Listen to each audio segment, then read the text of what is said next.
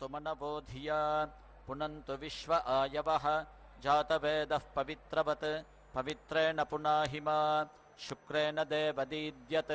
अग्ने क्रत्वा क्रतो गुम्बनु यत्ते पवित्रमर्चिषि अग्ने विततमन्तरा ब्रह्मतेन पुनीमहे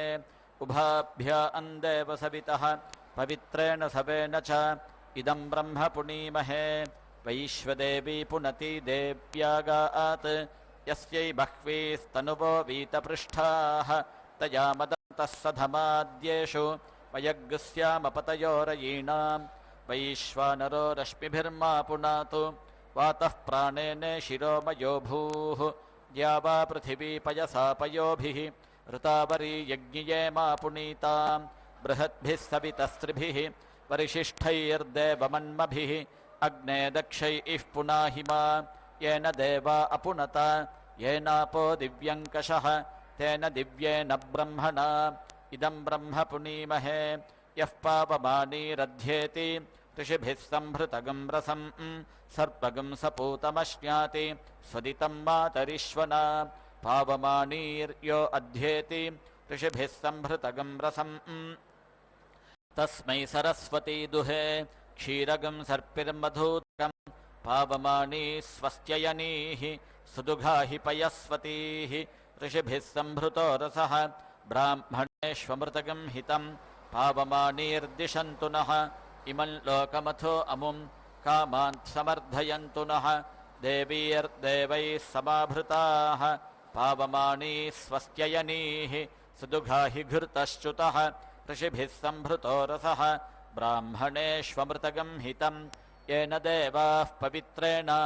आत्मानं पुनते सदा तेन सहस्रधारेण पावमान्यः पुनन्तु मा प्राजापत्यं पवित्रं शतोद्यामगं हिरण्मयं तेन ब्रह्मविदो वयं पूतं ब्रह्म पुनीमहे इन्द्रः सुनीति सह मा पुनातु सोमः स्वस्त्या वरुणः समीच्य यमो राजा अप्रमृणाभिः पुनातु मा जातवेदामोर्जयन्त्या पुनातु भूर्भुवः सुवः तच्छंयोरावृणीमहे गातुं यज्ञाय गातुं यज्ञपतये दैवी स्वस्तिरस्तु नः स्वस्तिर्मानुषेभ्यः ऊर्ध्वञ्जिगातु भेषजं शन्नो अस्तु द्विपदे शञ्चतुष्पदे ॐ शान्तिः शान्तिः शान्तिः।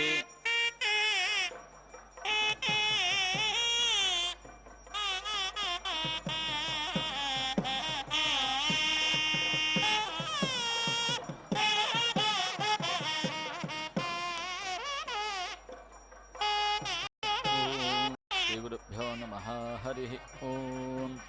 एव उभयतः परिगृह्येति परिगृह्य यजमानः अवेति रुन्धे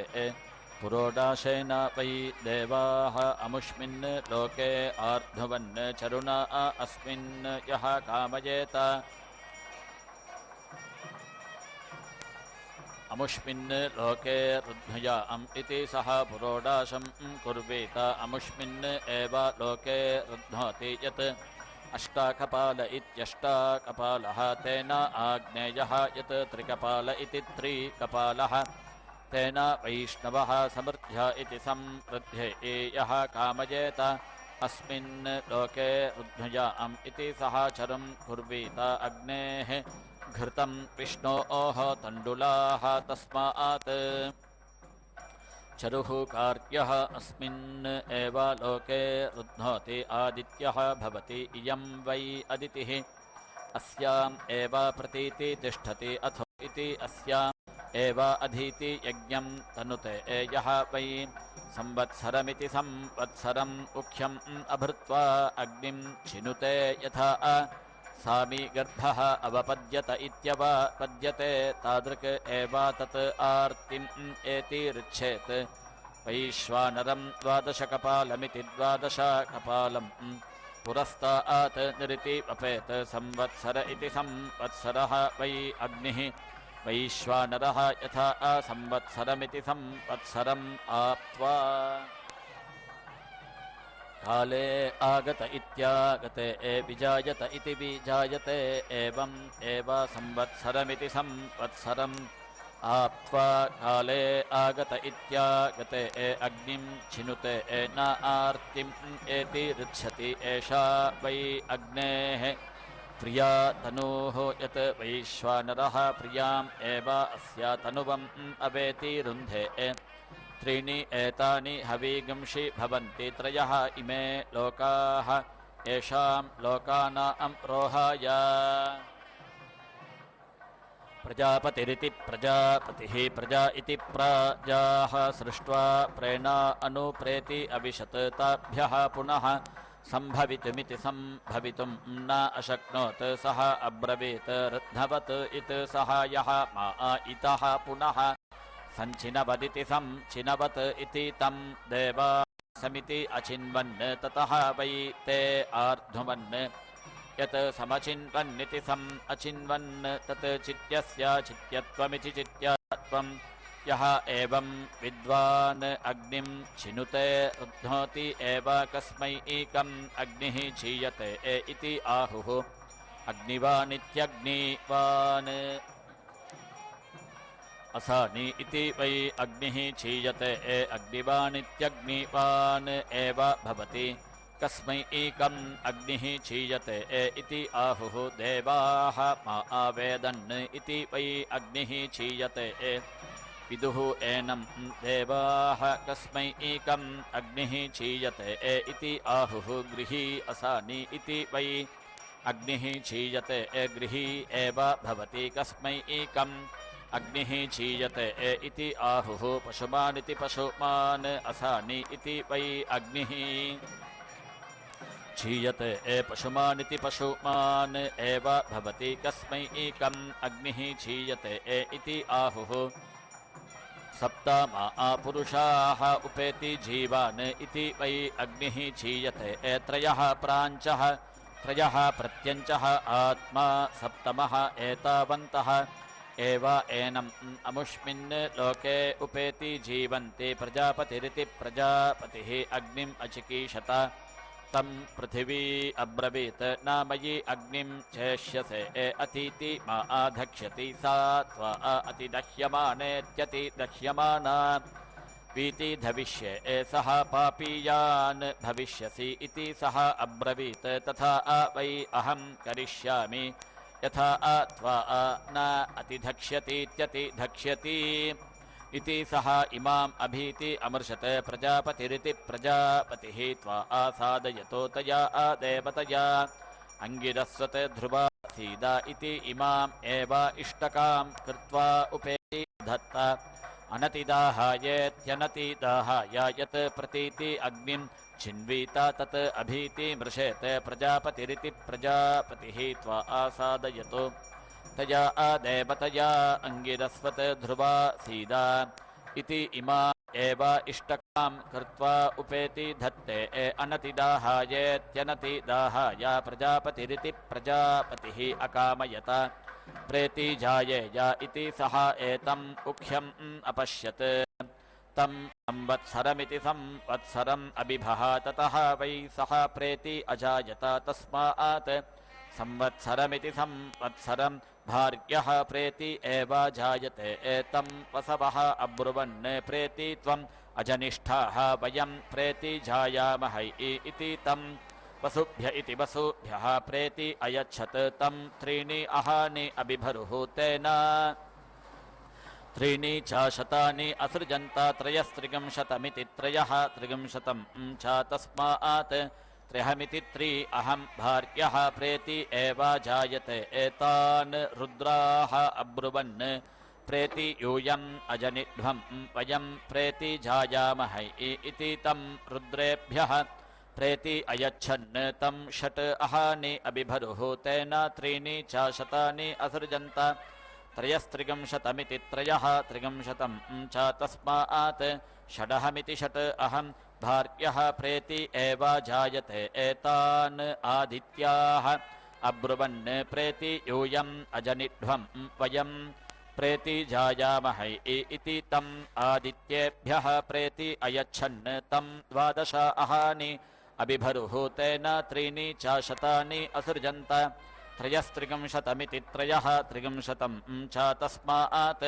द्वादशाहमिति द्वादश अहं भार्यः प्रेति एवाजायते एतेन वै ते सहस्रम् असृजन्त उखां सहस्रतमीमिति सहस्रतमीं यः एवम् उख्यं साहस्रं वेद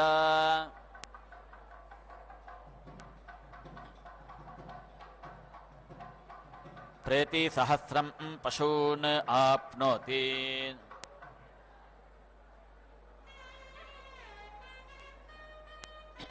यजुषा वै एषा क्रियते यजुषा पच्यते यजुषा वीति मुच्यते यत् उखा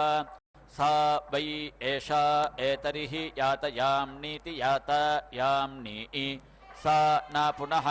प्रयुज्येति प्रायुज्या इति आहुः अग्ने युक्ष्व हि ये तव युक्ष्व हि देवहूतमानिति देवहूतमान् इति उखायां जुहोति तेन एव एनां पुनः प्रेति युङ्क्ते एतेन अयातयाम्नीत्ययातयाम्नि यः वै अग्निं योगे आगत इत्यागते युनक्ति युङ्क्ते युञ्जानेषु अग्ने युक्ष्व हि ये तव युक्ष्व हि देवहूतमानिति देवहूतमान् इति आह एषः वै अग्नेः योगः तेन एव एनं युनक्ति युङ्क्ते युञ्जानेषु ब्रह्मवादिन इति ब्रह्मवादिनः वदन्ति ञङ् अग्निः चेतव्याः उत्ताना इत्युत्तानाः इति वयसां वै एषः प्रतिमयेति प्रतिमया आचीयते यत् अग्निः यत् न्यञ्चं छिनुयात् पृष्ठितः एनम् आहुतय इत्याहुतयः ऋच्छेयुः यत् उत्तानमित्युत्तानं न पतितुं शक्नुयात् असुवर्ग्य इत्यसुवहाग्यः अस्य स्यात् प्राचीनम् उत्तानमित्युत्तानम् पुरुषशीर्षमिति पुरुषशीर्षम् उपेति दधाति मुखतः एव एनम् आहुतय इत्याहुतयः ऋच्छन्ति न उत्तानमित्युत्तानं चिनुते सुवर्ग्य इति सुवहाग्यः अस्य भवति सौर्या जुहोति चक्षुः एव अस्मिन् प्रतीति दधाति द्विः जुहोति द्वे इति हि चक्षुषि इति समान्या जुहोति समानं हि चक्षुः समृद्ध्य इति समृद्ध्यै देवासुरा इति देवा असुराः संयत्ता इति संयत्ताः आसन् ते वामं वसु संनीति अदधता तत् देवाः वामभृतेति वामभृता अवृञ्जत तत् वामभृत इति वामभृतः वामभृत्वमिति वामभृतत्वं यत् वामभृतमिति वामभृतम् उपदधातीत्युपदधाति वामम् एव तया वसु यजमानः भ्रातृव्यस्य वृङ्क्ते हिरण्यमूर्ध्नीति हिरण्यमूर्ध्नि भवति ज्योतिः वै हिरण्यम् ज्योतिषा एव अस्य ज्योतिः वामं वृङ्क्ते द्वियजुरिति द्वियजुः भवति प्रतिष्ठित्या इति प्रतिस्थित्यै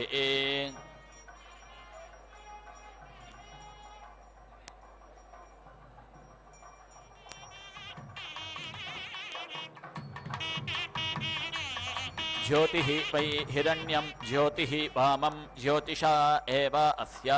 ज्योतिः वामं वृङ्क्ते द्वियजुरिति द्वियजुः भवति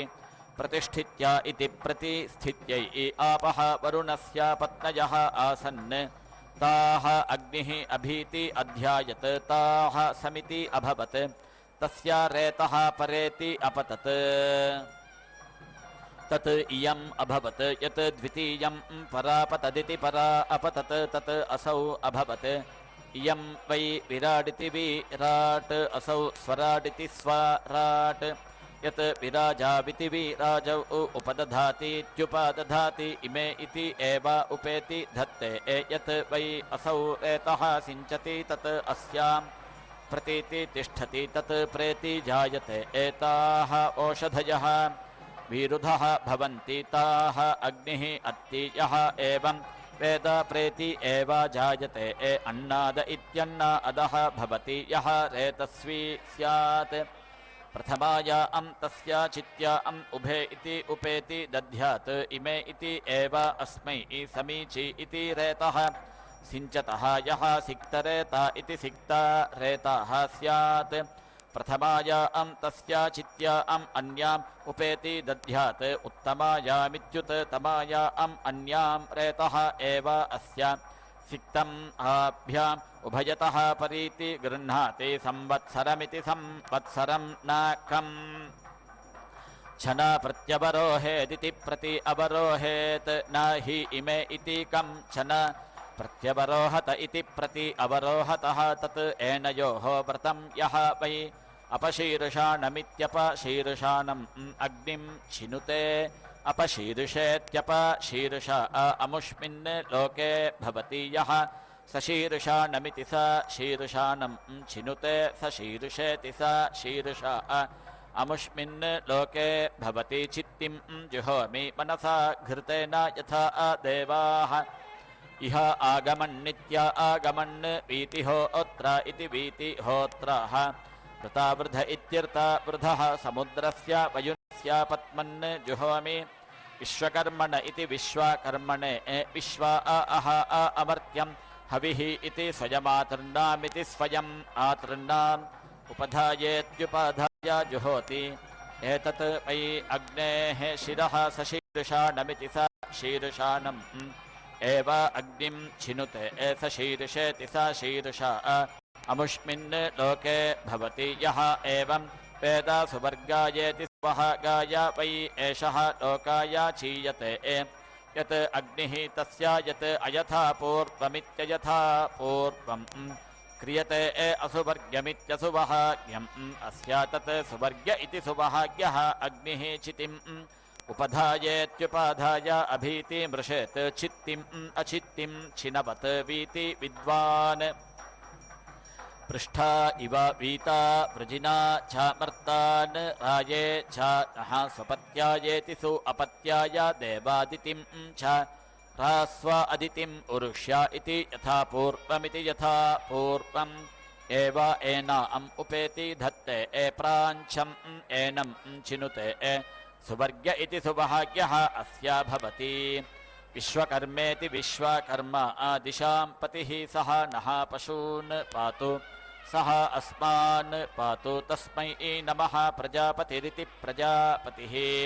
रुद्रः वरुणः अग्निः दिशां पतिः सः नः पशून् पातु सः अस्मान् पातु तस्मै नमः एताः वै देवताः एतेषां पशूनाम् अधिपतय इत्यधिपतयः ताभ्यः वै एषः एति वृश्यते यः पशुशीर्षाणीति पशुशीर्षाणि उपदधातीत्युपदधाति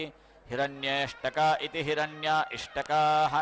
उपेति दधाति एताभ्यः एव देवताभ्यः नमः करोति ब्रह्मवादिन इति ब्रह्मवादिनः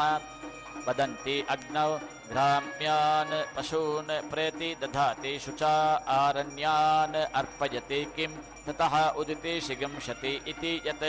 हिरण्येष्टका इति हिरण्य इष्टकाः उपदधातीत्युपदधाति अमृतं वै हिरण्यम् अमृतेन एव ग्राम्येभ्यः पशुभ्य इति पशुभ्यः भेषजं करोति न एनान् हिनस्ति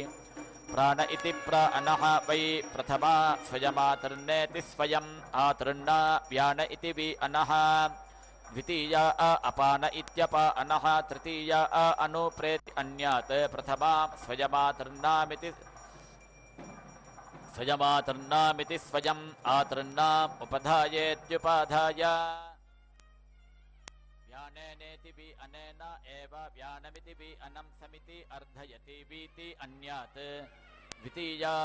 उपधायेत्युपाधाय प्रथमां स्वयमातृण्णामिति स्वयम् आतृण्णाम् उपधायेत्युपाधाय प्राणेनेति प्राणेन एव प्राणमिति प्राणं समिति अर्धयति वीति अन्यात् द्वितीया उपधायेत्युपाधाय व्यानेनेति वि अनेन एव व्यानमिति वि अनं समिति अर्धयति अपेति अन्यात् तृतीया उपधायेत्युपाधाय अपानेनेत्यप अनेन एव अपानमित्यपानं समिति अर्धयति अथो इति प्राणैरिति प्राणैः एव एनं समिति इन्धे भूः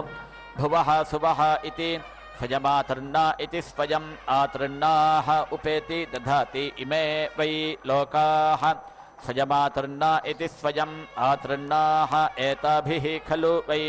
व्याहृतिभिरिति व्याहृतिभिः प्रजापतिरिति प्रजापतिः प्रेति अजायत यत् एताभिः व्याहृतिभिरिति व्याहृतिभिः स्वयमातृण्णा इति स्वयम् आतृण्णाः उपदधातीत्युपादधाति इमान् एव लोकान् उपधायेत्युपाधाय एषु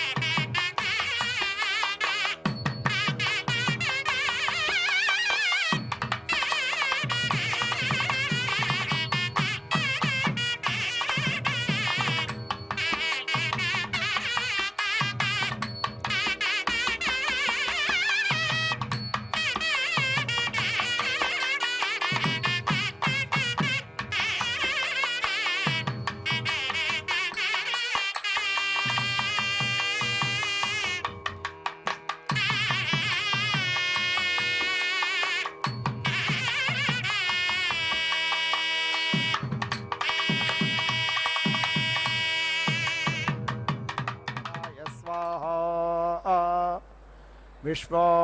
देवस्य नेतुर्मर्तो बुरेत सख्याम् विश्वो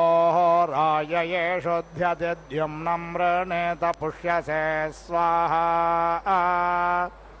मासु बिद्धा मासु रिषोऽम्बधृष्णुवीरयस्वसो अग्नश्चेदङ्कारिष्यथः द्रज्ञाः स्वदेवे पृथिवे स्वस्तया मासुरे सुधया कृतासे युष्टं देवेभ्य इदमस्तु हव्यमरेष्टात् त्वमुदीहि यज्ञे अस्मिन् न सर्पिराः सुप्रत्नोः तावरेण्यः सहसस्पुत्रो अद्भुतः परस्य अधि संवतो वरा अभ्यातरा यत्राहमस्मिता अव परमस्य अपरावतो रोहिदश्व इह गहि पुरेष्य पुरप्रियाग्ने त्वन्तरामृधाः यदग्ने कानि कानि चिदाते दारुणे दध्मसि सर्वं तदस्तु ते घृतं तज्जोषस्वयवेष्ट्या यदत्योपजिह्वे कायद्वम्रो अतिसर्पते सर्वं तदस्तु ते घृतं तज्जोषस्वयवेष्ट्या हर प्रायावम्भरन्तोऽश्वाय वतिष्ठते घासमस्मै रायस्पोषेण समिषामदन्तोऽग्नेमाते पृथिवे सारिषामा नाभाः पृथिव्याः समिधाने अग्नौ रायस्पोषाय बृहते हवामहे इरं मदं बृहदोग्धं यजत्रञ्जतारमग्निं कृतानासु सा सहिं यास्तेना अभेत्वारेरां व्याधिनिरुगाना उत येस्तेना ये च तस्कारास्ताग्नस्ते अग्नेपे दधाम्यास्ये दग्नष्ट्राभ्यां मलिं लोञ्जम्भेस्तस्कारां उदा हणभ्याग्नस्तेनान् भगवस्ताग्नस्त्वङ्खाद सुखादितान् ये जनेषु मलिं लवस्तेनातस्तस्कारावने ये कक्षेष्वघायवस्ताग्नस्ते दधामि जम्भयोः यो अस्मभ्यमराति यात्यश्च न द्वेषते जनाः निन्दाद्यो अस्मान् दिप्साच्च सर्वं तमस्मसाकुरु सज्ञसेदं मे ब्रह्म सज्ञसेदं वीर्यं बलम् सज्ञसेदं क्षत्रं जिष्णु यस्याहमस्मे पुरोहितः उदेशां बाहो आतिरमुद्वर्चो अथो बलम् क्षिणामि ब्रह्मणा मित्रानुन्नयामि स्वाम् अहम् अन्नपतेर्नस्य नो देह्यनमेवस्य सुष्मिणः प्रप्रादातारं दारिष ऊर्जन्नो धेयद्विपदे चतुष्पदे विश्वकर्मणे स्वाहा पुनस्त्वादित्या रुद्रावसवः समेन्धतां पुनर्ब्रह्माणो वसुनेधयज्ञैः घटेन त्वं तन्वं वर्धयस्व सत्याः सन्तु यजमानस्य कामा स्वाहा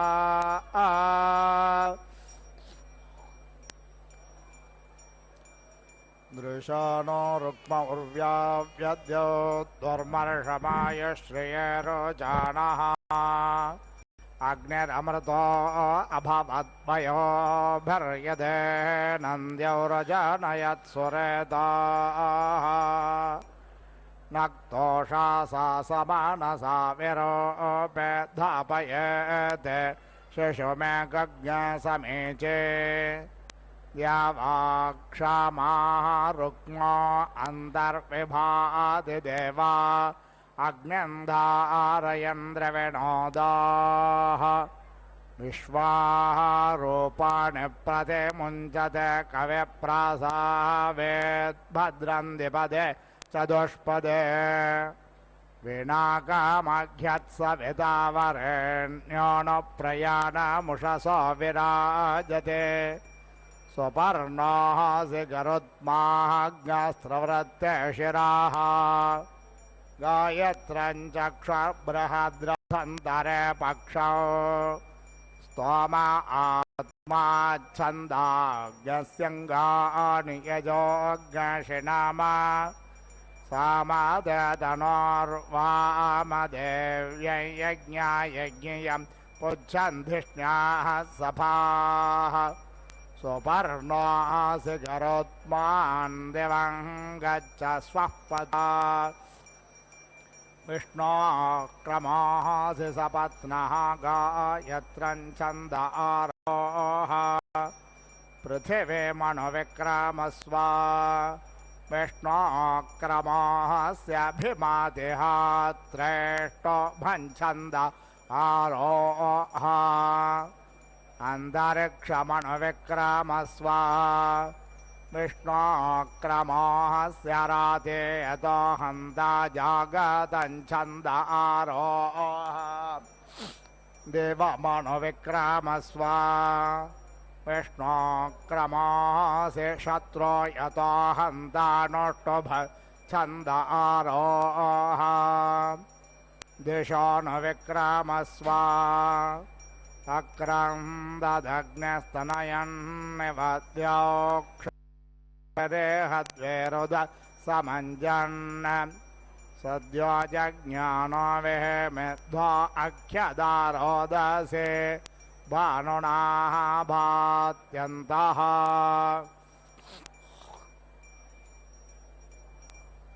अग्नेः व्यावर्त्यन्नभिमानिवर्तस्वायोषा वर्चसा प्रजया धनेन सन्न्यामेधया हर्यापोषेण अग्नेः अङ्गिरसदन्तेः सन्तावृतः सहस्रन्द उपावृताः अधापोषस्य पोषेण पुनर्न नष्टमाकृधि पुनर्नरयिमाकृधि पुनरोर्जानिवर्तस्व पुनरग्न इषायोष पुनर्नः पाक्ष्यज्ञः सः सहरय्यानिवर्तस्वाग्नेपिन्वस्वधारया विश्वप्स्न्याः विश्वतस्परे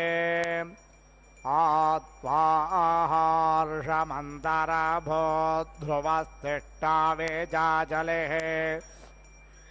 निशस्त्वा सर्वाः वाञ्छन्तुमात्वद्राष्ट्रमधिग्भ्रसत्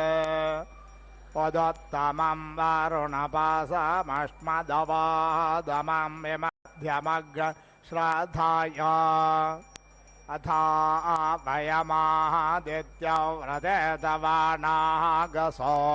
अदितये स्यामाम् अग्रे बृहन्नुषसा मूर्ध्वा अस्तान्निर्जगन्वान् तमसो ज्योतिषागात् अग्निर्भानुना रुषता स्वङ्ग आजातो विश्वा सद्माहन्यप्राः हग्शोचिषद्वसोरन्तरिक्षस धोताः वेदिषदते धर्तुरोणसत् वृषद्वारसदृतसद्व्योमसदब्जा गोजारतज अद्रिजारतं बृहत् सेदत्वं मातुरस्य उपस्थ विश्वान्यज्ञ वयुनान् विद्वान् मैनान् तपसामार्चिषाभिषोचेरन्तरस्याज्ञ शुक्रज्योतिर्विभाहे अन्तरग्निरुचा त्वमुखाया सदने स्वे तस्यास्त्वज्ञहरसातपञ्जात वेद शिवो भव शिवो भूत्वा मह्यमग्ने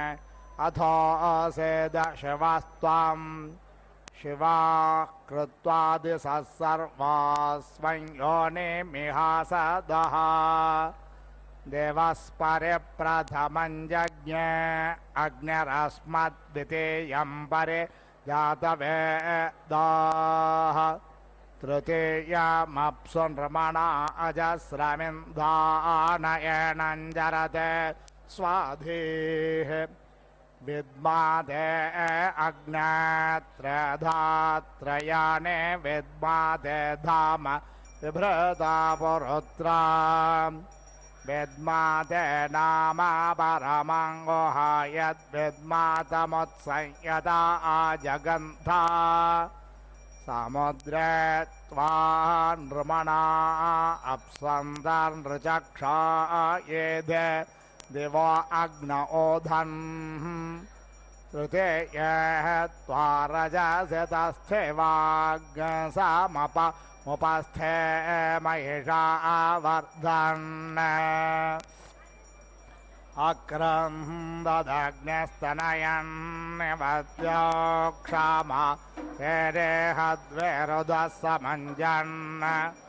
सद्यो जज्ञानो विहेमिद्वो अख्यदारोदसे भानुना भात्यन्तः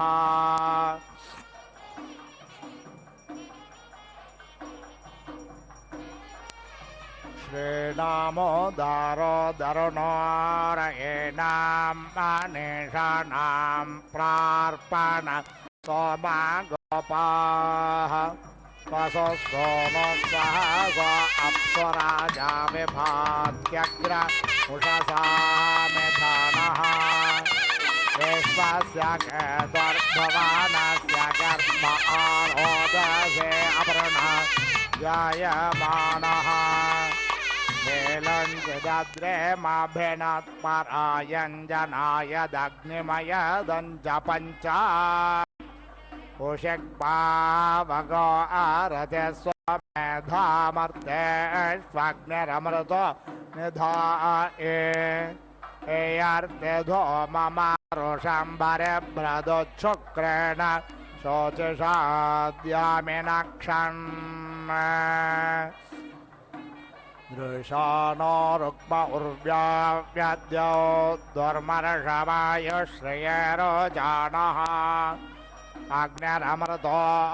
अभवद्वयोभिर्यदेन द्यौरजानयत्सुरेताः यस्ते अद्य कृणवद्भद्रसो च पूपन्देव घृतवन्तमग्ने प्रतन्नाय प्रतरं वस्यो अच्छाभिसुम्न देवभक्तयवेष्ठा आतं भजसहस्रवसेष्वग्न उग्ध उग्ध आभज षष्ट्यमाने प्रियसूर्ये प्रियो अग्नाभवात्युज्जातेन भिनददुज्जनित्वैः त्वामग्ने यजमाना अनद्योन्विश्वावसो दधिरे पार्याणे त्वया सह द्रवेण मिच्छमाना प्रजङ्गो मन्दमुसिजो विवोरः अस्ताव्यग्निर्नराज्ञ शुषेवो वैश्वानरर्षेभ्यः सोमा गोपाः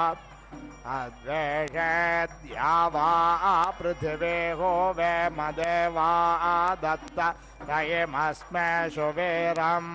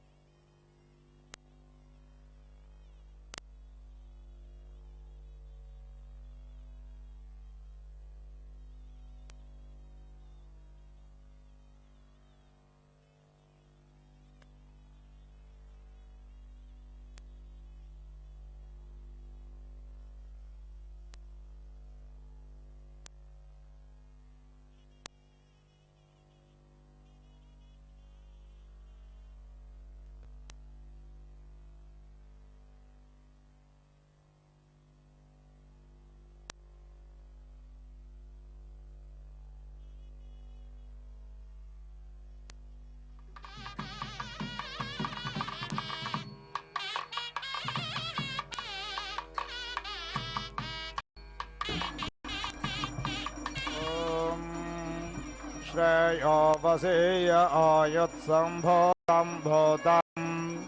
चित्राकेतुप्रभानाभान् सम्भान् ज्योतिष्मग्नस्तेजस्वानाधमग्नस्तपन्नमितपन्न रोचनाराजमान शोभन शोभमान कल्याणाः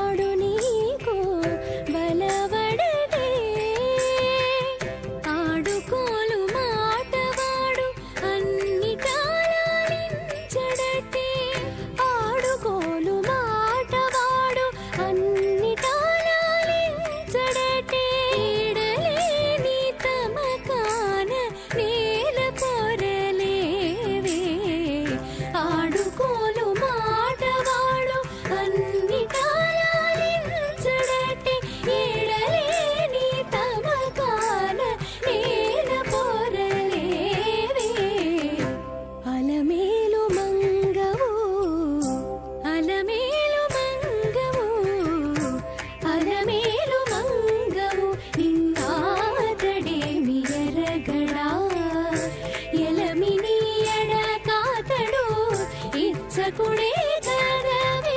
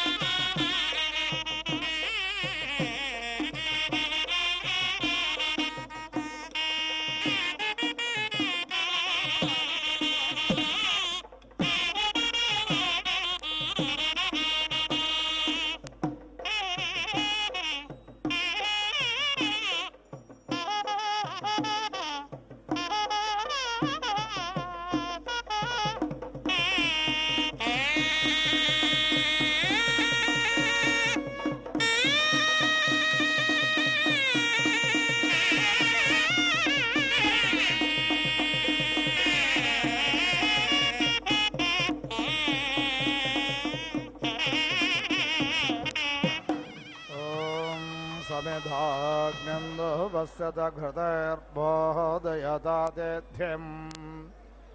आस्मिन् हव्याजोहोतना उदत्वा विश्वे देवा अग्ने भरन्तु चित्तिभिः स नो भव शिवस्त्वग् सुप्रतीको विभावसः प्रेदग्ने ज्योतिष्मान्याहि शिवेभिरर्चिभिष्टम् बृहद्भिर्भानुभिर्भासं माहिग्सेस्तन्वाः प्रजाः अक्रन्ददग्न्यस्तनयन्निवद्यो क्षामा हेरेहद्वेरुधः समञ्जन् सद्यो जज्ञानो विहेमिद्धो अख्यदारोदसे भानुनाः भात्यन्तः प्रप्रायमग्न्यर्भरतस्य शृण्वे वियत्सौर्यो न रोचते बृहद्भोः अभियः पूर्वं पृतनासु तस्थौ दीदाय दैव्यो अतिथे शिवो नः आपोः देवे प्रतिगृह्णे तभस्मै तत्स्यो न कृणुध्वग्स्वरभावो लोके तस्मै नमन्ताञ्जनयत् स्वपत्नेर्मातेव पुत्रं बिभृताप्स्वेनत् अप्स्वग्ने सदिष्टवसौषधिरनुरुध्यसे गर्भे सञ्जायसे पुनः गर्भो अस्योषधीनां गर्भो वनस्पतीनां गर्भो विश्वस्य भूतस्याग्ने गर्भो अपामसि प्रसद्य भस्मना योनिमपश्च पृथिवीमग्ने सज्ञसृज्य मातृभिष्ट्वं ज्योतिष्मान् पुनरसदः पुनरसद्य सदनमपश्च पृथिवीमग्ने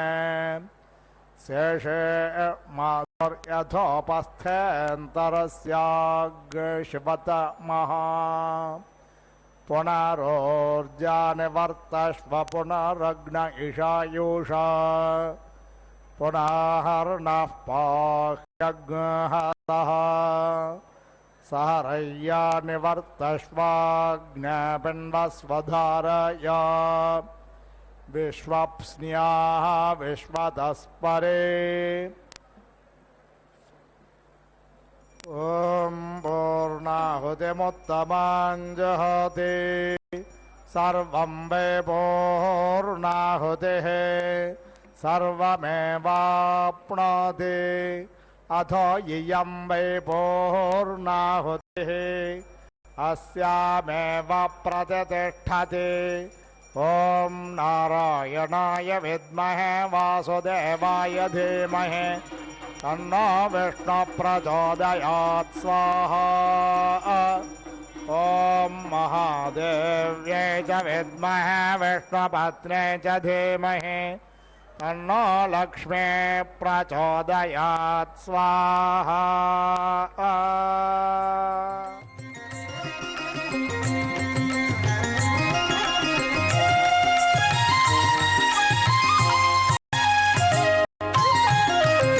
వచ్చెను అలమేలు మంగ వచ్చెను అలమేలు మంగ ఈ పచ్చల కడియాల పణతి చలంగ వచ్చెను అలమేలు మంగ ఈ పచ్చల కడియాల పణతి చలంగ వచ్చెను అలమేలు మంగ ఈ పచ్చల కడియాల పణతి చలంగ వచ్చెను అలమేలు మంగ వచ్చెను అలమేలు మంగ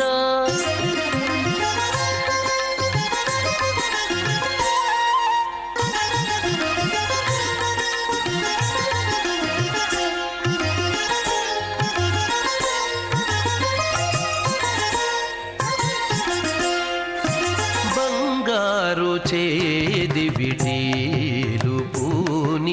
బంగారు చేది విటీలు పూని శృంగారవతులు వేవేలో రాగా బంగారు చేది విటీలు పూని శృంగారవతులు వేవేలో రాగా రంగైన విల్జామరలు వీవా రంగైన విల్జామరలు వీవా మాంగల్యలీల సొంపగు జవరాలు మాంగల్యలీల సొంపగు జవరాలు వచ్చెను అలమేలు మంగా ఈ పచ్చల కడియాల పణతి చలంగా వచ్చెను అలమేలు మంగా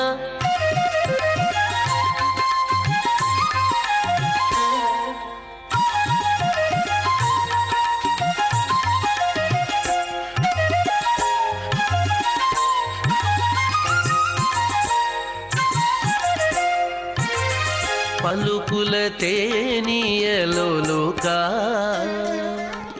పలుకుల తేనియలో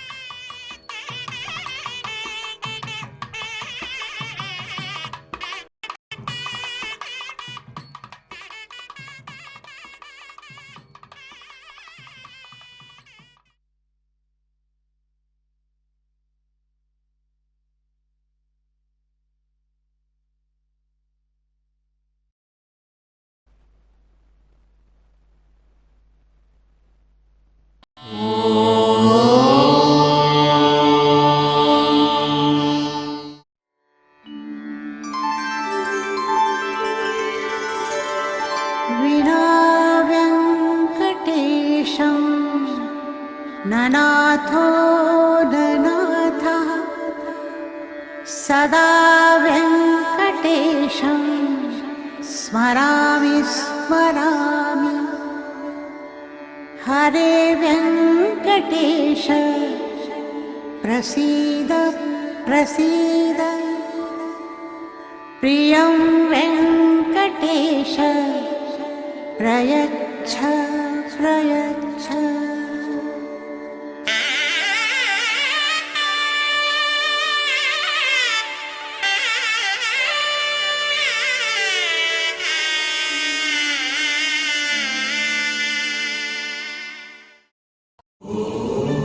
नमो